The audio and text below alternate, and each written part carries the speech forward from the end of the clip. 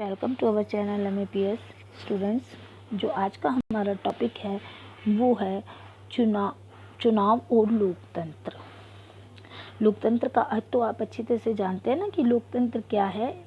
जनता के लिए और जनता के द्वारा शासन है, यानी कि इसमें जनता की शासन प्रक्रिया में जनता की भागीदारी होती है, या तो वो प्रत्यक्ष रूप से होती है या फिर अप्रत्यक्ष रूप से ही।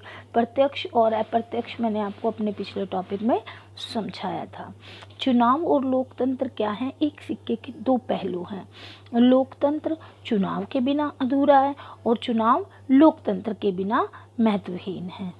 यानी कि लोकतंत्र का पहला गुण ही क्या है कि इसमें जनता का महत्वपूर्ण गुण क्या है या अर्थ क्या है कि इसमें जनता के द्वारा चुने गए प्रतिनिधि शासन चलाते हैं। और वो प्रतिनिधि कैसे चुने जाते हैं? चुनाव के माध्यम से चुने जाते हैं। ठीक है, तो ये एक सिक्के के दो पहलू हैं। अब हम पढ़ेंगे प्रादेशिक क्षेत्रीय प्रतिनिधित्व के बारे में। जो लोकतंत्रीय राज्य हैं उनमें चुनाव के लिए निर्वाचन क्षेत्रों का गठन भौगोलिक आधार पर किया जाता है। फिर से समझिए, लोकतंत्र राज्यों में चुनाव के लिए निर्वाचन क्षेत्रों का जो गठन किया जाता है वो भौगोलिक स्थिति के आधार पर किया जाता है। इसमें समस्त राज्य एक क्षेत्र को एक सदस्य या बहु सदस्य निर्वाचन क्षेत्रों में बांट दिया जाता है और एक चुनाव क्षेत्र में रहने वाले नागरिकों को उस चुनाव क्षेत्र का निवासी होने के नाते अपना प्रतिनिधि चुनने का अधिकार होता है। इसे ही प्रादेशिक या क्षेत्रीय प्रतिनिधित्व कहते हैं। फिर से समझिए, इसमें क्या होता है कि जब चुनाव कराए जाने होते हैं तो एक जो क्षेत्र है या निर्वाचन क्षेत्र है उसका भौगोलिक आधार पर उसका गठन किया जाता है। फिर उसे निर्वाचन क्षेत्रों में बांट दिया जाता है और एक चुनाव क्षेत्रों में रहने वाले नागरिकों को उस चुनाव क्षेत्र का प्रतिनिधि चुनने का अवसर दिया जाता है या अधिकार दिया जाता है। ठीक है, प्रादेशिक प्रतिनिधित्व प्रणाली के पक्ष में तर्क या गुण।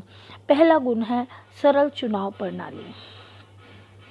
प्रादेशिक प्रतिनिधित्व प्रणाली एक सरल चुनाव प्रणाली है। इस प्रणाली में क्या होता है बच्चों? इस प्रणाली में पहले मतदाताओं की सूचियां बड़ी सरलता से तैयार की जाती हैं और प्रत्येक निर्वाचन क्षेत्रों की एक ही मतदाता सूची होती है। और एक चुनाव क्षेत्र में देखते हैं ना आप, कई उम्मीदवार खड़े होते हैं। मतदाता किसी एक उम्मीदवार को मत देता है। जिस उम्मीदवार को सबसे अधिक मत प्राप्त होते हैं उसे निर्वाचित घोषित कर दिया जाता है। साधारण जनता के लिए इस प्रणाली को समझना बहुत ही आसान होता है। तो इसका पहला गुण क्या है? सरल चुनाव प्रणाली। नंबर 2, लोकतंत्र सिद्धांतों पर आधारित।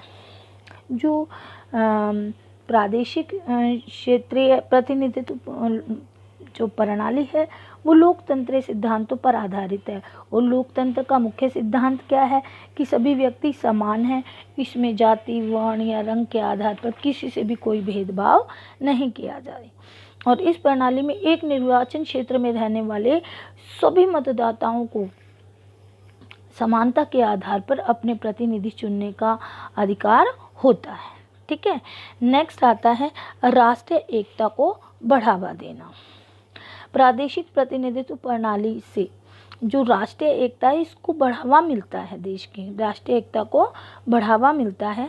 देश के विधानमंडल में समस्त राष्ट्र के प्रतिनिधि होते हैं, ना कि विभिन्न वर्गों या व्यवसायों के। ठीक है, इससे राष्ट्रीय एकता को बढ़ावा मिलता है। अगला है प्रतिनिधियों और मतदाताओं में निकटता का संबंध होना।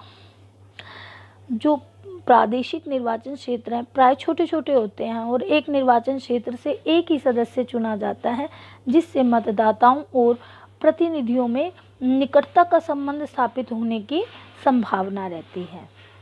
और प्रतिनिधि उसी निर्वाचन क्षेत्र का निवासी होता है और उसे अपने क्षेत्र की सारी समस्याओं का भी ज्ञान होता है और मतदाता और प्रतिनिधि एक दूसरे को अच्छी तरह से जानते हैं। इससे उनमें निकटता का संबंध होता है।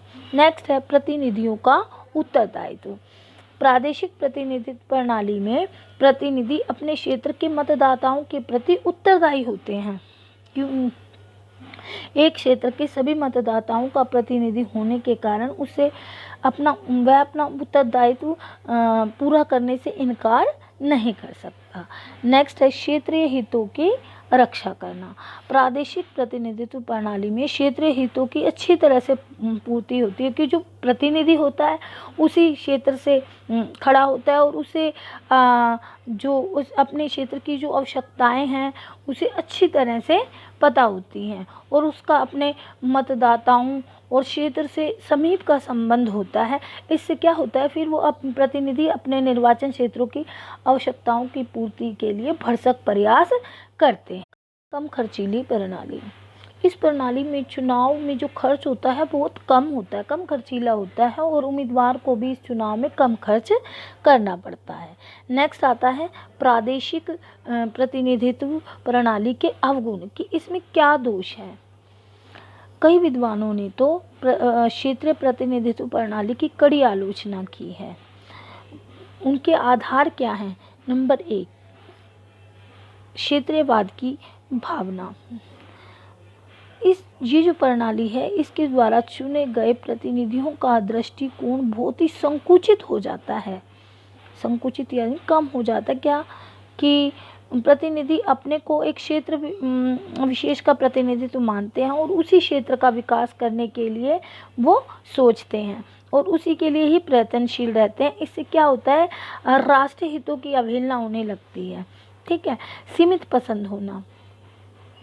इसमें क्या होता है कि कई बार मतदाताओं की पसंद भी जो होती है वो सीमित हो जाती है क्योंकि चुनाव लड़ने वाले प्राय उसी क्षेत्र के निवासी होते हैं और यदि उस क्षेत्र में उम्मीदवार अच्छे ना हों तो भी मतदाताओं की इच्छा ना होते हुए भी किसी न किसी उम्मीदवार को के पक्ष में मत डालना पड़ता है। नेक्स्ट आता है भ्रष्ट होना। मतदाताओं को भ्रष्ट किए जाने की भी संभावना रहती है क्योंकि मतदाता कम होते हैं और धनी उम्मीदवार धन के बल पर अपने वोट खरीदने का प्रयत्न करते हैं। ठीक है। और नेक्स्ट है अल्पसंख्यकों को उचित प्रतिनिधित्व ना मिलना।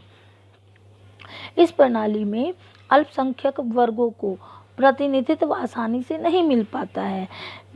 एक क्षेत्र से एक उम्मीदवार चुना जाता है और स्वाभाविक है कि वो बहुमत वर्ग का उम्मीदवार ही चुना जाता है और इससे क्या होता है, अल्पसंख्यक वर्ग के प्रतिनिधि लगभग सभी चुनाव क्षेत्रों में हार जाते हैं।